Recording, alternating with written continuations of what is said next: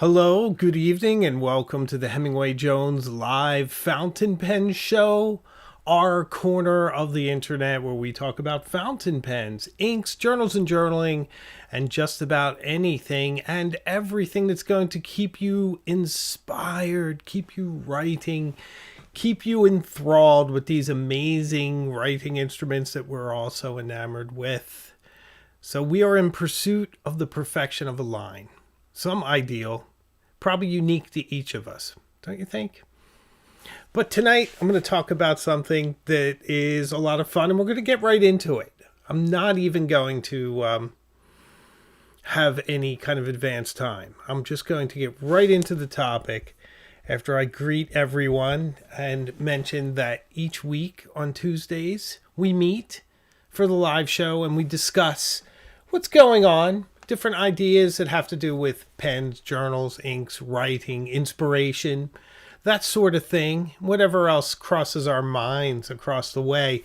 Because I truly believe that from a pen, you can go anywhere. That the river that runs through my life is an inky one. It's this inky line I've been drawing for 58 years from one place to another. And it's brought me here, which is pretty great.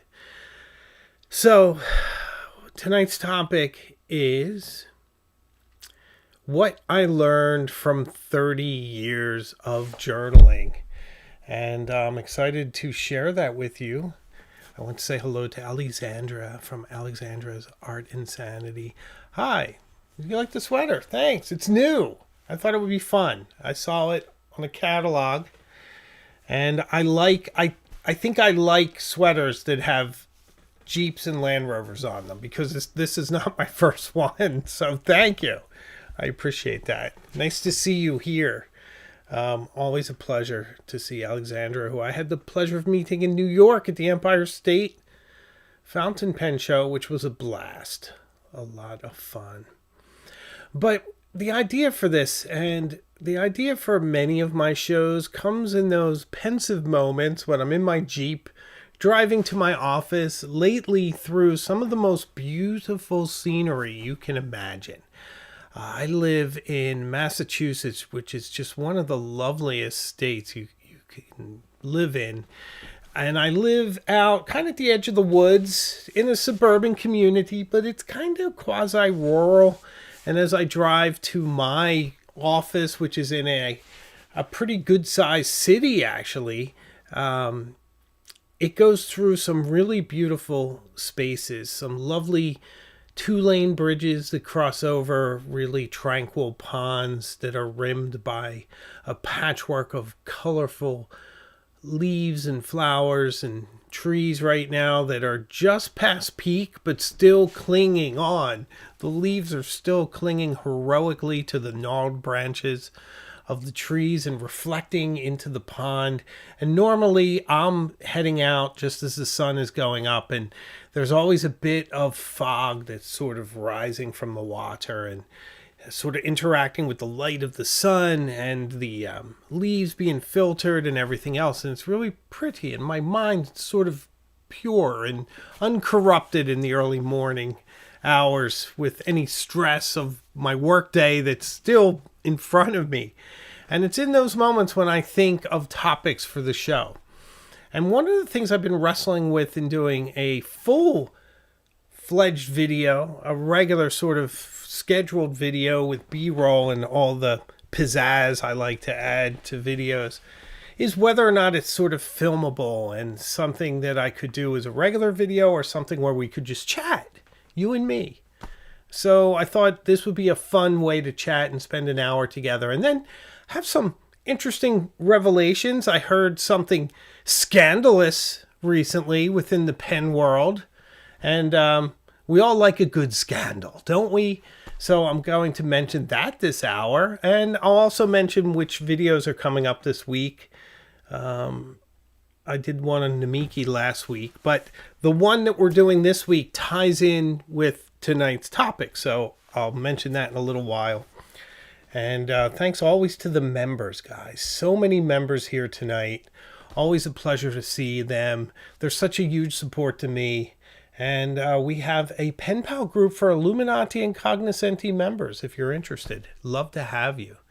And David Pearson's with a $5 super chat. My friend, this may sound excessive, but I booked a whole hour Saturday and I'm taking 11 pens for Kirk Spear to work on at Drum Ghouls. I'm seeking penfaction. Well, good for you.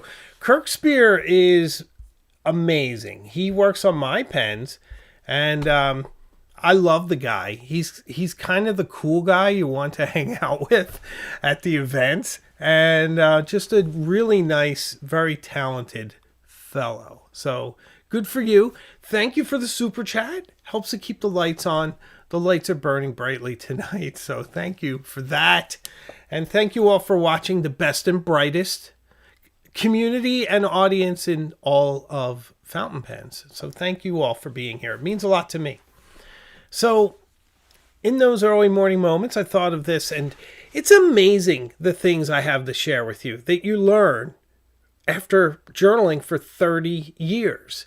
And not just the secrets of life, which I have, or at least from my perspective, and I will share them because I am a generous fellow, but also more sort of basic fountain pen related things, things that will surprise you, things that surprised me when I started to think about this over the past several days. So it's not just philosophical things I'm going to discuss with you, but actually sort of writing and inks and all of that. Even, I guess I could even get into journal choices. You can see a progression in my journal choices. These are the newest, and these are the oldest. This one's pretty old. And then there's ones that aren't so romantic that are in the back, that go back even further. But I went kind of from, I guess, more humble ones, some funky ones. This came from Barnes & Noble. Very funky. I'm not sure I would choose this now, but I respect myself for having chosen it because it's pretty funky. It's kind of an immaculate heart, right? Yeah. And really lovely, really nicely done. From Italy. Oh, it's actually called Red Heart. Well, they weren't courageous enough to call it what it is. And then some lots of fleur-de-lis. You get a lot of fleur-de-lis. This was a favorite. Nice Venice themed journal. Soft cover. I'd never do a soft cover now. I beat them up too much. I beat this one up pretty well. That was fun. Many years ago, some of these. Many, many years ago. Three Graces. When was this from? 2005. So this one is 20 years old. It's those Fiorentina. Do you know those? They still make them. Still make them. Still sold at Barnes & Noble. Really nicely stitched along the binding. So a very nice journal. This. And then these really neat. I'm really into medieval style. This one, very medieval. It's wood in there with leather. Once again, Barnes & Noble. You would get these for about $40. This is actually a really nice book. If I saw this again now, I would buy it. 2007 for this, in case you're curious. All right, let's skip up. This one has gold. Has an alchemist on the cover. This is how I imagine myself. My romantic notion of myself is like St. Jerome in his cell or an alchemist in his study. Beautiful. Nice binding with some gold. Made in Italy, stamped on the back. Barnes & Noble again. Fiorentina again. Old train reservations in the back here.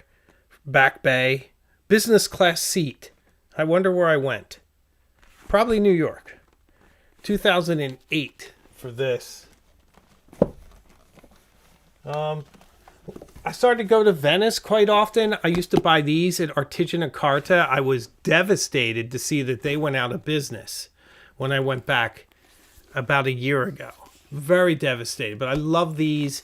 It has sort of this, almost looks like scrimshaw. Excuse me, but it's a photograph with gold. Beautiful gold in the bindings. These were expensive, but they were from Venice. They always had interesting marks from the cows and things. I always looked for the ones that had imperfections because that was their ideal. They were meant to be real. And these were about $140 if I remember, but they lasted me a long time. All my journals last me a long time. This one, 2010. 2010. So I would have been with my wife by then, which is very nice. Here's one that's in better shape. Very similar. So we're going to move quickly. Some of these you got to watch. This one's a little pernicious. It's got a clasp. I don't like that one, to be honest. It's hard to shelve. And then, you know, recent ones. Barnes & Noble, this is Bottega, and I'll show you the one I'm working on now. This is my main journal. And I say main journal because I have a lot of journals now. And it shows because it takes me longer to get through these. I used to knock these out. Of course, this is a very large book. This is from Bottega Obscura. My favorite, bar none, favorite. Is there a favorite? Yes. Bottega Obscura. He's such a lovely guy. I love him to pieces. I think his work is extraordinary. I've done videos on the channel. I'm sure you'll see more. Beautiful work. There's a lot of light here, but you see the tooling. I mean, you've seen these in my B-roll. But this is my main journal. This is more my philosophical stuff. That's what the paper looks like.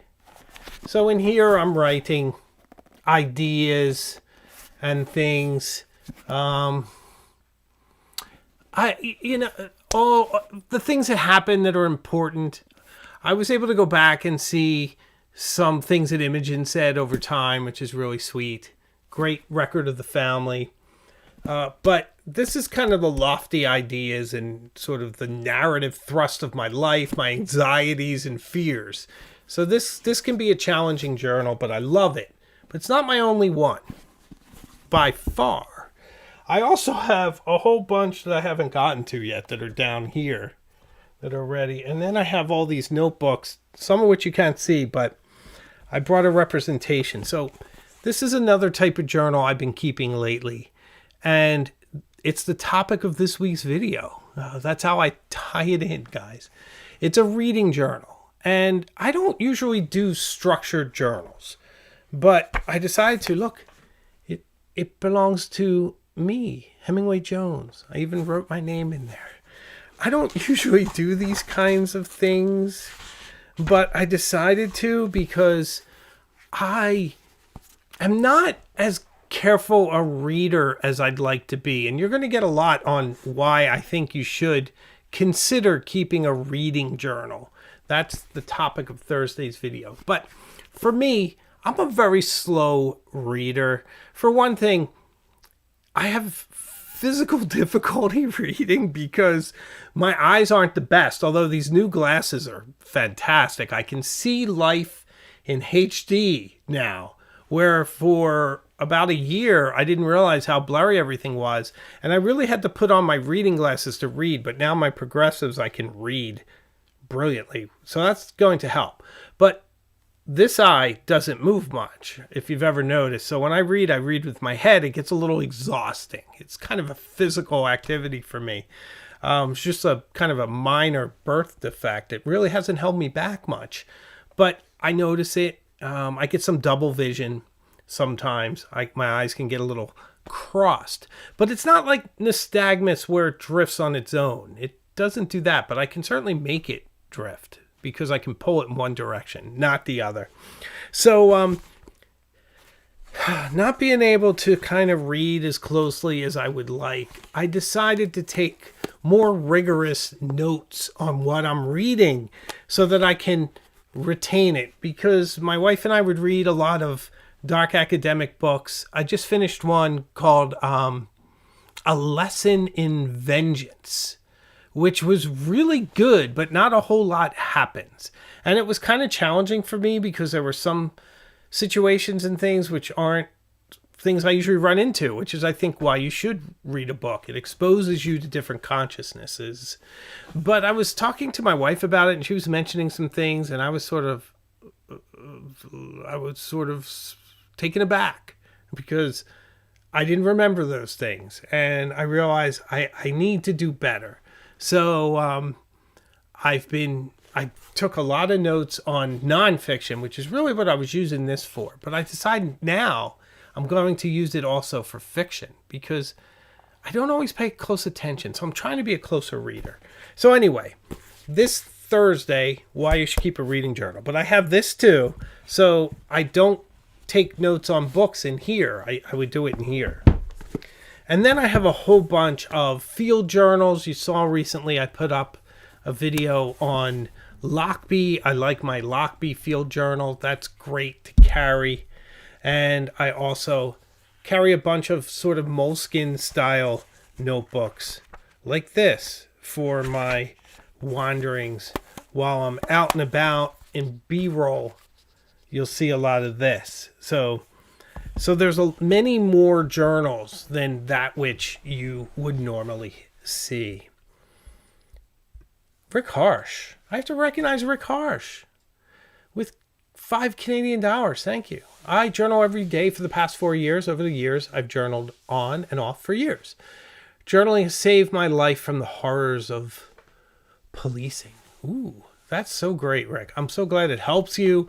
I do think that journaling is fantastic for your state of mind. It helps to keep me focused. And I have some kind of advice on journaling and on what I've learned beyond some of the other things. But let me kind of expand into it a bit. Tracy, I'm going to put this comment up because I was thinking the same thing. Tracy says, Horrors of Policing sounds like a memoir waiting to be written. Yeah, like Kurt Geisinger wrote a memoir of his time in the police force. I think that Rick needs to get on that. Rick, thanks so much for your generosity, my friend. And stay grounded, stay journaling, stay healthy, and stay safe. Stay safe out there, my friend. So I want to mention, before I get into philosophical stuff, I'm going to try to mix this around because I want to have some of the actual physical changes. And one is, I started journaling in part to improve my handwriting. And I would say over the years, it has had a drastic effect. My handwriting is so much better than it was in my early journals. So just the act of writing every day helps your handwriting to some extent, if not the least, that many people I know don't write ever or rarely, and when they do, it's not in cursive. And journaling has kept my cursive alive because when I sit down, and my advice is, if you get a quiet moment, maybe before you go to bed, when you have a chance to reflect on your day, it's not a bad time to pull out your pen and your journal and do a little bit of journaling. 10, 15 minutes a day is really all you need. So if you're writing in cursive and you keep writing in cursive, you'll always be cursive fluent. You will be adept at cursive, maybe even an expert after time. So it's kind of nice that it helped preserve my cursive writing, which you guys know I love. I make a lot of videos about writing in cursive, and I give some advice and pointers, never from the point of view that I'm awesome, but that I'm striving. It's always a journey. It's not that I am the expert. I have a video coming up where I am an expert, though. I'm like fountain pen expert, me. But I think you'll enjoy it. And it's in very fun context, so I think you'll like that one. Robert Koch writes his notes in print. And by the way, I'm not making a value judgment except for myself. I've seen beautiful print. I don't mind when other people write in print. Sometimes people do that hybrid of cursive and print. But for me, I'm really glad that I preserved my cursive. So it was 30 years of journaling that preserved my cursive. Something huge to talk about here is that over time, you do change. And over the course of 3 decades, you can change monumentally. So I believe that if you want to know who you are, or if you want to change your life, you change your choices. And if you change your choices, it's going to have that effect.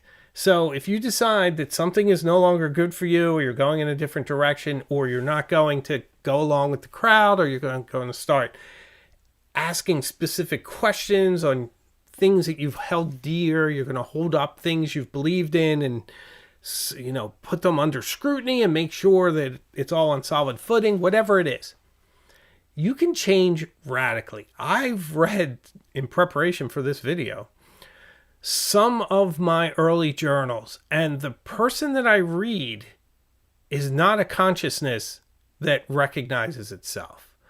I read words and I kind of remember having that kind of mindset, but we are very, very different people now. I've definitely evolved in a lot of interesting ways. And I think, if anything, I've grown more worldly. I have a broader point of view. I think I see things more empathetically. I think I was very sort of self-centered in a way. Maybe that's symptomatic of a young man, but I've certainly grown to see things from different perspectives, to see things with more consequence, seeing sort of how things are interconnected, in recognizing the currents of your life, how you get into vicious times, you get into a mean season, you get into a cycle of pain. The tide rolls in, it washes you, and then pulls you back out again. So suddenly things are tranquil, and it repeats, and it's a different rhythm that you recognize over many decades. And that gives you a certain power over it, which leads me to another thing that I've learned. Not just that you can change and you may not recognize yourself, and it's good to refine your character, which I think is one of the meanings of life, is to refine your character, to make yourself the best person that you can be, so you feel good about yourself, so that you're more loving and open and supportive and strong. The world needs strong people to kind of keep the awfulness at bay. It needs you, and it needs you to be the best you can be, so that you can uphold what's right and wrong in the world. I believe that, and help people that need to be helped. A lot of people need help, and they need strong people to help them. So, very, very important. Now, I think I got off on a little bit of a tangent, because there was one idea there that I really wanted to develop, and I lost it. But I know I'll come back to it, because I have written some of this down. Let me get off the philosophical and now get into another pen-related thing. For me personally, I use many more ink colors now than I did. If you go back in my journals way back, you will see a lot of royal blue, a lot of basic blues, and not too many other colors. Recently, you'll see a lot more colors, and then you guys know you're probably going to see a lot of Pearl Noir, Eclat de Saphir, and Oxblood in there recently. And then going back, you see some colors that come in and then they go. But you go way back and it's all basic blue. But one of the really interesting things about these colors of ink over time is that your journals become sort of an ink museum. Certainly an ink choice, and in some cases when inks get discontinued, like Mont Blanc Bordeaux, which I miss so much. I miss Mont Blanc Bordeaux so much. It was such a great color. It had a nice dark texture. I got the Birmingham Bordeaux, and it's just not the same. It's just a little weak. It's a little flat. The color's right, but it needs more base. Do you know what I mean? It needs more base, more darkness to hold it onto the page. It's a little soupy. It's very much like writing with wine, but it needs a little bit of terroir, a little of the grounding, the darker parts of the grape, if you will. So your journals become ink museums of colors that are long gone, and you can revisit them and remember how incredible they looked and how much you miss them, like Mont Blanc Bordeaux, which is such a great color. The Burgundy's nice. It's not Bordeaux. Bordeaux's a little purpley. It's scarlety, scarlet purple, and it was brilliant. I don't like purples. So that tells you a lot, I think. So the historic inks are a lot of fun, and the ink choices and the ink museum, I really like that. And another thing in regards to more pen related things is that sometimes you can tell which fountain pen you're writing with. Some pens just have a quality, and when you see it, you know which one it is over time. And that's really interesting. And there are several journals in here that were only written with one pen. Because for many years, for a while there, I only wrote with a Montblanc 149. It was my only pen. Occasionally, I dusted off my Schaefer, my Cross, but for the most part, it was that 149. So I know what that looks like down to a T, and I know what some of the other inks look like too. So kind of interesting there. Kind of interesting to see them. And you know, I want to make another point about ink too, separately but related. When I change my inks, I sometimes want the full expression of that ink color. And I'll take a lot of time and patience and diligence in cleaning a pen. If it's a certain tone and it's something that's really speaking to me, I want that tone. So I'll either grab a pen that's very clean, like a TWSBI, where I know it's clean because I can see it, or I'll take a pen where I can't and clean it as thoroughly as I can and then use it. That's often, but not always. Sometimes I just want a dark, interesting color to write with. And then I'm not so diligent. And that's when I make many happy little accidents, including some of my Montblanc pens, like this one, which had different tones. Maybe I had Den Haag in here, and then I put Montblanc Burgundy Red on top of it. Could have had Kaweco. Was it Ruby Red? Is that Kaweco? I think. Remind me in the chats, guys. You know me. I don't always get these things right. But you mix a little, and you get something interesting, but then you write it out. So you get this fade. And you've seen me in my videos where I intentionally go from red to blue with cartridges. You can have a lot of fun with that and get a beautiful fade going from blue, and then you pull out the blue, you pop in a red, and then it goes to purple, and then gradually gets paler to red as you write. It's so awesome. I highly recommend you do that. You just flip it. Just pull out the cartridge, put in a blue, see what happens. It's a lot of fun. Sometimes you want purity. Sometimes you don't care. You just want something dark. So even with my other pens, sometimes they're clean, but they're not super clean.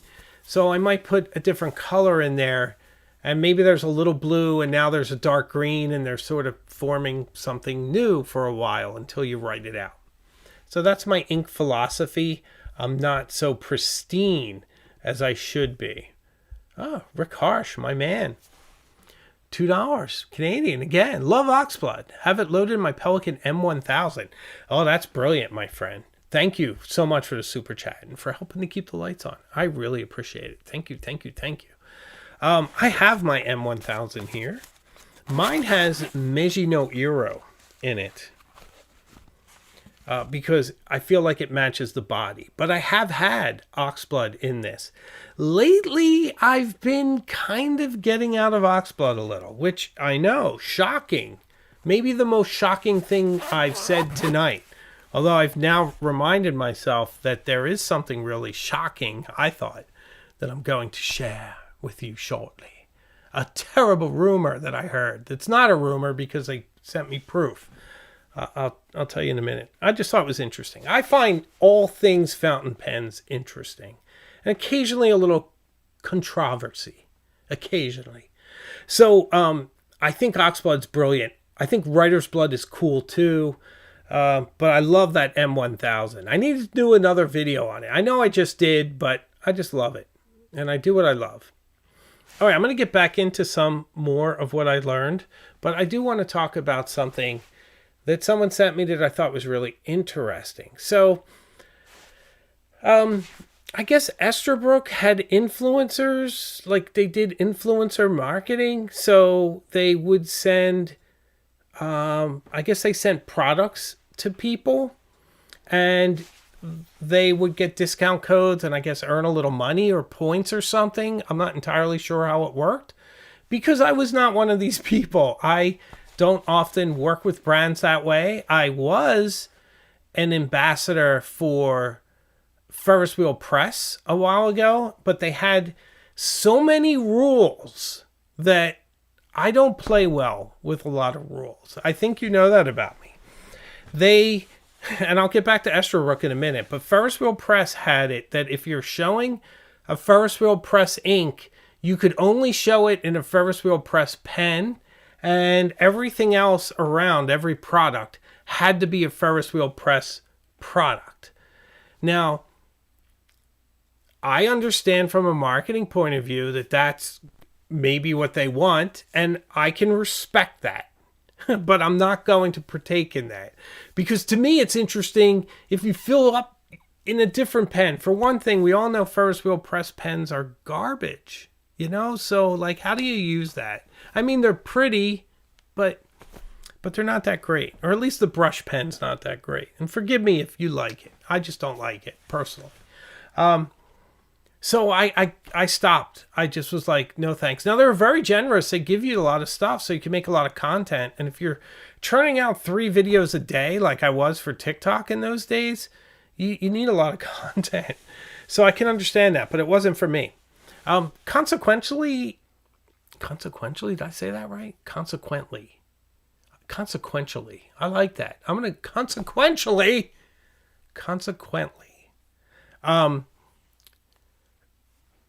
I think it was, Ferris Wheel Press was on a group on Facebook, and their CEO came on and talked about some things, and I tried to see if I could talk to them to get an interview. So I wrote them, but I haven't heard back. So I hope to.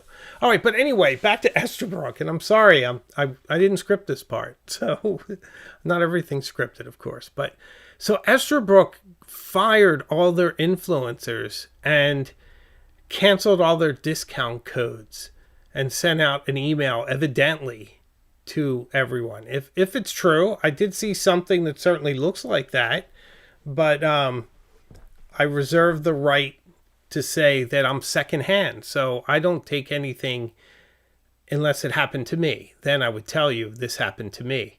And I do talk on this channel. If I hear stuff, I do tell you because I find it fascinating. So what does it mean that they fired all their influencers? And why would they do that? I don't know, but I find it interesting. I have no theory. But maybe they're not going to market that way anymore. But it seemed nice. I saw some of the people that would do it. They had pretty desks. I wish I had a pretty desk. But I don't have one. All right. So let me give you another philosophical thing I learned from 30 years of journaling, okay? And you've heard this one before, but it's true. I can guarantee it. If I look back over 30 years, the things I worried about the most didn't happen. The things that devastated me are the things that I now think are silly.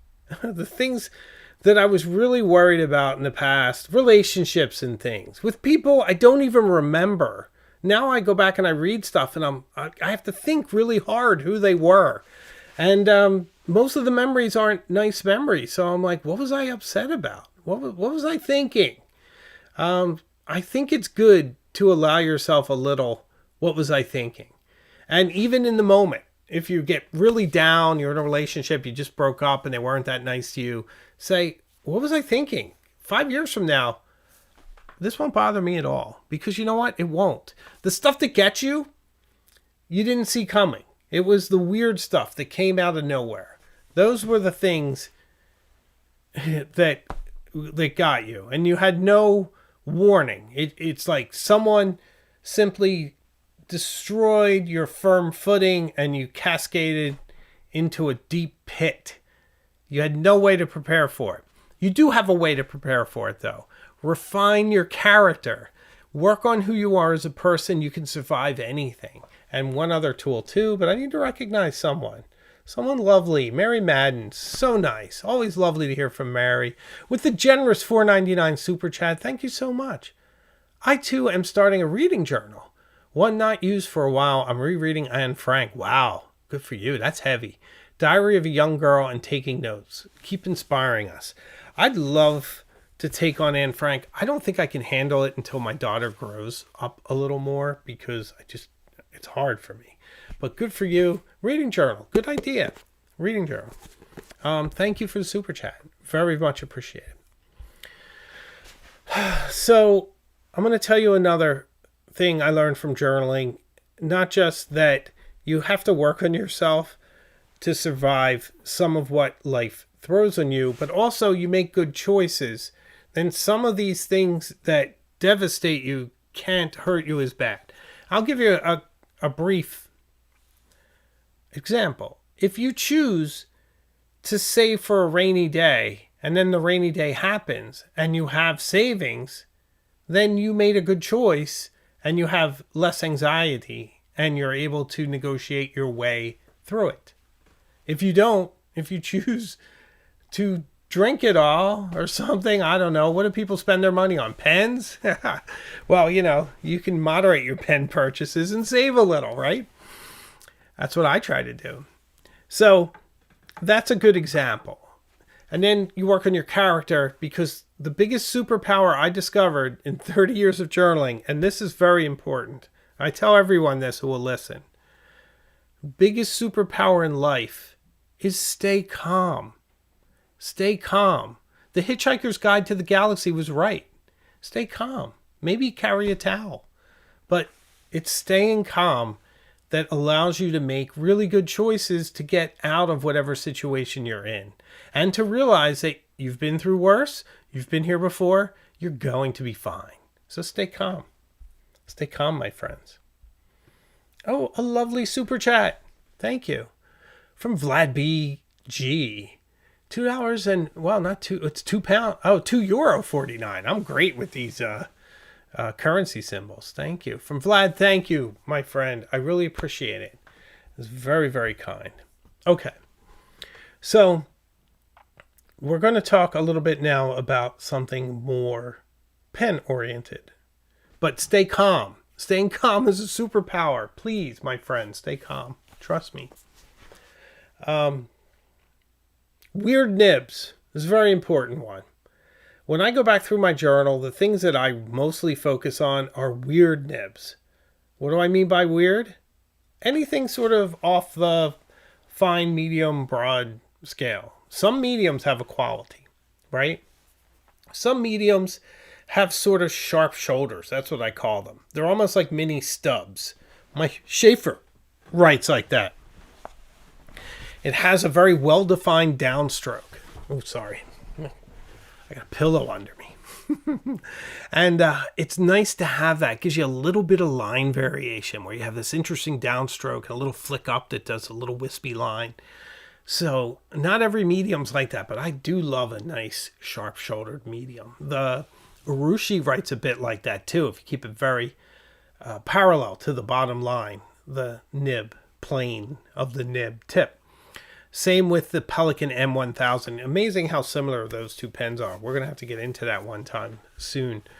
But, oh, hey, Lisa Ann, thank you for the nice comment. Thank you, H. Shay, for helping me stay calm and find balance these days. Lisa Ann, thank you. It's very kind. I'm glad I could help. Thank you for being here. But I appreciate the comment. So these interesting nibs, flex nibs, stubs, these are the ones that look really interesting in your journals as you write with them through the years.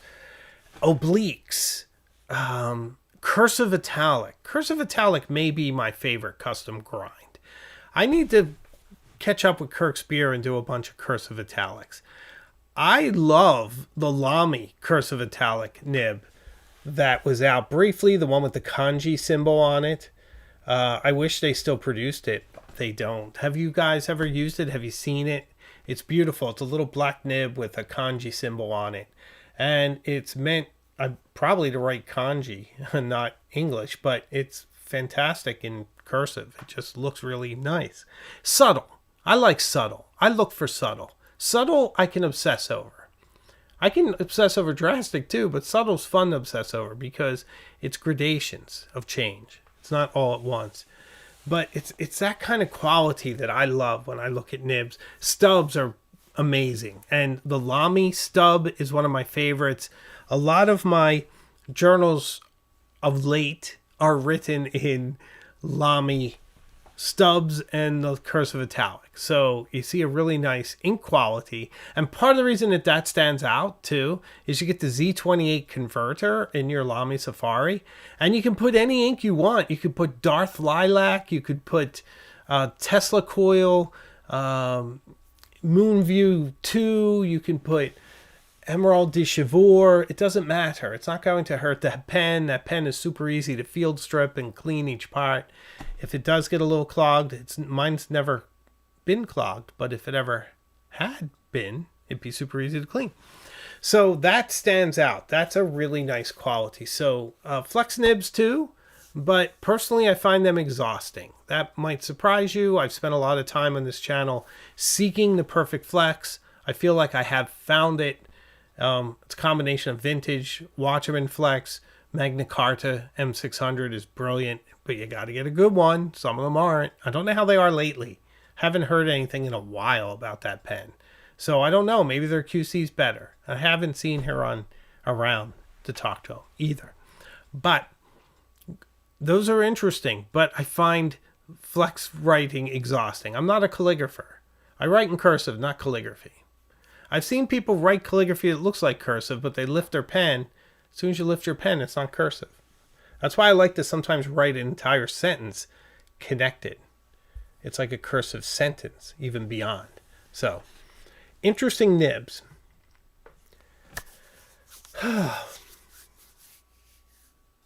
Anger. Anger is your enemy. So if staying calm is your superpower, anger is your enemy. Anger is the thing that can ruin relationships, ruin your job, ruin your life. So work in building pauses. I've seen people road rage. I road rage a little, but I think it's kind of funny. I don't road rage where I go up off of people. I just like if people cut me off or something, I'll like yell at them in Italian or something just to be funny. But I've seen some people, you can get a lot of trouble. Don't give in to your anger. Don't give in to your anger, Luke. Was that Darth Vader? He would be telling him to give in to his anger. But you know what I mean. So if staying calm is your superpower, being angry is your kryptonite. That will destroy your life. I was an angry young man for a while. I was just very dissatisfied with my life and the way it was going. And it took Herculean choices, change, discipline to get to where I am. From kind of being lost and aimless and angry about growing up the way I did to saying, you know what, this is all my problem and no one's going to help me but me. It's time to make good choices, be healthy, be wise. As much as I could, I had to learn a lot of trial and error. And then I achieved this life for myself, which the greatest accomplishment here is my family. My family is awesome and they're everything. So, anger, very, very bad. Very bad. One of the other interesting things I think I could share with you, and this is a bit of a third rail of conversation, so forgive me in advance, but I feel like I need to share it. And this is just my experience, so feel free to criticize me and offer your own experience if you like. But you know how some people talk about, I didn't have children and I feel like my life is awesome and I didn't miss out on anything, which is great. And that's, awesome. I totally support that. Other people are like, I had kids right away. My kids are my everything. It's so much fulfillment. Sometimes people who don't have kids look askew at those that have, and vice versa, right? I've done both. I've lived a full life as someone who didn't have children, almost a full life of someone who's kind of a bachelor, right? And then I lived this life I've had for the past 8 years. And I can compare them. To me, there's nothing like where I am now. And I just think it's really wonderful. And I feel so lucky that I made these choices that brought me here. And I met Helen and everything else. But I wasn't like unfulfilled when I didn't have kids. I had a very, I was still working in banking. I was traveling a lot. I still travel a lot. I was traveling the same amount that I travel now. But I was traveling. And that's a funny thing too, because a lot of people say when you have children, your life stops. My life didn't stop. Some of the bad habits of my life stopped. Sort of. I mean, I stopped rock climbing. I thought rock climbing's not a daddy activity because I was a little reckless sometimes and I fell a few times and I didn't want to risk it. So I stopped that. I would still climb in a rock gym though, if I had time. And maybe later I will. I really virtually don't drink anymore. And I never had a problem with drinking, but I never want to be impaired that I can't drive if I need to, have somebody get stitches or something. I'm on daddy duty full time, So I'll have a glass of wine, maybe 2, and that's it. No more 4 cocktail nights or dinners or ever. And I don't miss that. We still go out for steak dinners and things. We take Imogen with us, and she loves it. She eats filet. She eats a grown person filet. I take Imogen to dinner. It costs me $80 sometimes. But you know what? It's fantastic. Because she sits there, she eats, and she talks to you. It's brilliant. You're with a really interesting little person. So my life didn't end. It was really great before, but it's really fantastic now. So I've seen both. So if you ever have any questions, let me know. Maybe I could give you a little perspective, which is kind of fun. Some other weird stuff that I've noticed is that if you dress well-ish, and I don't mean that you wear a morning coat and a suit everywhere you go, although I often wear suits. I wear more suits on the weekends than I do during work because I don't have to wear a suit to work anymore. But if you dress well, it opens doors for you. If you travel and you look nice, you can walk into places and use the bathroom much easier than you can if you're wearing ripped jeans and a t-shirt. That's just how the world works. But it also has a certain quality that it gives you an aura of power and makes you more interesting. One of my adages is that you should dress as if you just came from somewhere incredible and you're on your way to someplace even more interesting. So that's kind of my thinking when I dress. When I travel, I often wear a sport coat because it opens doors. People give you things. People will tell you stories. You think it would have the opposite effect. You think it would be like armor that would separate you, but it doesn't. I think it gives people something to ask you about and to open and initiate a conversation. And someone like me, I'm a big, friendly Saint Bernard kind of fellow. If you meet me, I like to talk. I'm shy, but I can get in the zone where I can open up and speak. So I feel like if you dress a little nicer, better things happen, even in your career and things. And also, your pictures look much better. When I traveled and I would wear kind of an like a safari jacket and then a t-shirt and jeans. I did a trip once, probably 20 years ago, where I dressed like that. I look at those pictures now and I was like, okay, I mean, it's cool, but the ones where I'm wearing a suit or a jacket, I'm in Rome, versus that when I'm in Rome, I just look more in control, more interesting. I look more like someone I want to talk to. Maybe that's crazy. And it doesn't mean you have to spend a lot of money for these things either. I actually think you shouldn't. You can buy things on eBay and you can buy one good thing, one good jacket. I wear a lot of my clothes over and over again. You guys see it in my B-roll. I don't want to actually buy anything else if I can. I'm in my old man phase. I can wear the clothing I have now for the next 30 years and I'll get excused for it. I'm an old man. I'm 58. I can do what I want. And I have another 10, 12 years to go working, right? So that's some little insights that I have. Listening is more important than speaking.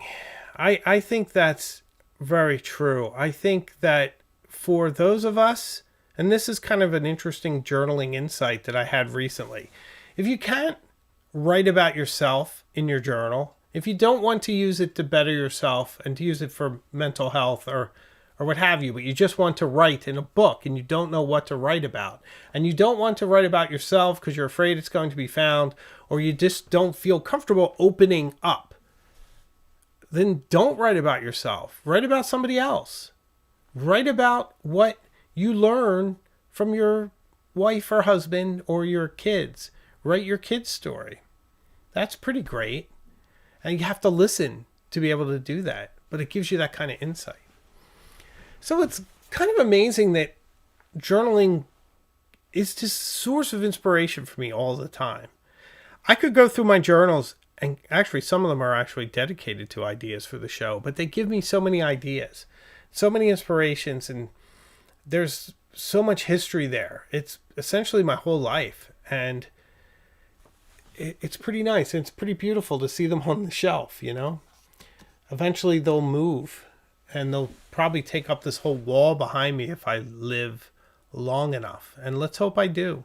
I have a lot to do.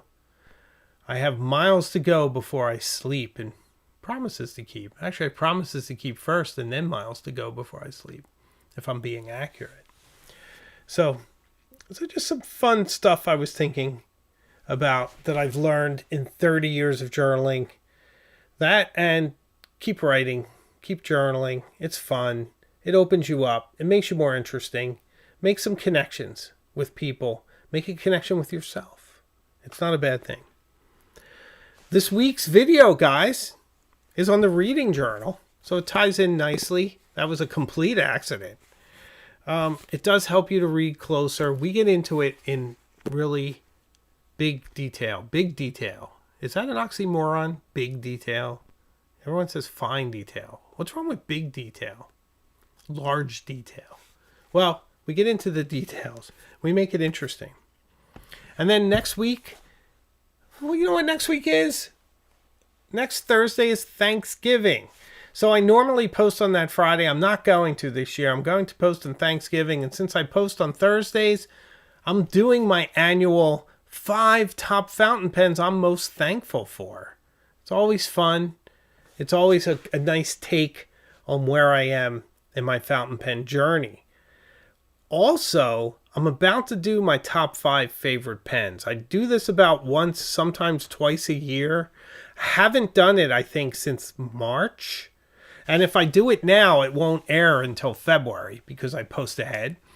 But my top 5 right now is earth-shattering. Not what you would expect. That's why I want to do it. Sort of rewrites the whole script. So I think you'll enjoy that. And that will happen very, very soon. Very soon, guys. And lots of new pens coming. Lots of interesting stuff on the way. Lots of interesting videos coming up. I'm glad you guys enjoyed the Namiki video. If you haven't seen the Namiki video on the Great Wave, We cover Hokusai. We cover the meaning of the Great Wave. We tie it in with the Namiki pen. We talk about Namiki on its own. It's a lot of fun. I think you'll enjoy it. And it did quite well. It seems like you guys like it. So I appreciate that. If you haven't seen it, check it out. I think we're at the end of a long and amazing journey. I can't believe it's been an hour. I hope you enjoyed this. I certainly did. Thank you. And if you've reached this point in the video, please subscribe. That would make me happy. And I'd love to be Virgil to your Dante and take you on a tour of this pen paradise as we move along. And before I sign off, I need to recognize Socrates. Wow. Thank you, Socrates. 1999 Super Chat. Thank you. Thank you for getting me into fountain pens. I didn't even know it was a hobby. I thought it was just a writing instrument. Thank you for the super chat and helping to keep the lights on. I appreciate it. And I'm glad you're here. It's a big world. We have a lot to explore, guys. And there's so much coming up. Socrates, stick with me. I promise to keep you entertained, keep you engaged, and keep you inspired. Thanks to Alexandra for joining us. I saw her in the background. Everyone else, love seeing you guys. So remember, I make new videos each week and I have a live show as well. So I can promise you we will see each other again. When? Very soon. Further up the road. So until then, much love. Take care. And thanks for watching. It was super fun.